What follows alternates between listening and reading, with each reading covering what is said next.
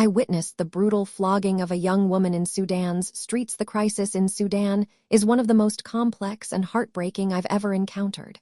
On the surface, it's a country with incredible natural resources, rich culture, and resilient people. But scratch beneath the surface, and you'll find a deep-seated struggle for human rights, justice, and survival. I traveled to Sudan to see the crisis firsthand, and what I saw will haunt me for the rest of my life. I was in the city of Khartoum, the capital, where the protesters were demanding an end to the dictatorship and the return of democracy. But instead of being met with peaceful resistance, the government responded with brutal force. I saw men and women, some as young as 15, being arrested and beaten in the streets.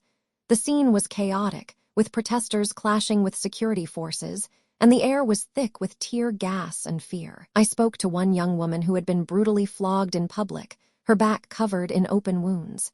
She told me that she had been protesting peacefully, but was accused of being a riotous woman and punished accordingly. I was shocked by the sheer brutality of the scene and the complete disregard for human rights. As I delved deeper into the crisis, I realized that it's not just about politics or power struggles. It's about the daily struggles of ordinary people to survive, to feed their families, and to live with dignity. I met a mother who had lost her children in the conflict, and a father who had been forced to flee his home to escape the fighting. Their stories were heartbreaking and a powerful reminder of the human cost of the crisis.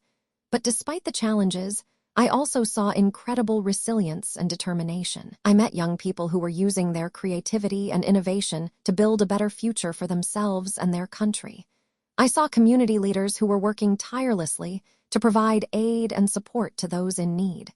As I left Sudan, I couldn't help but wonder what the future holds for this beautiful country and its people. But one thing is clear.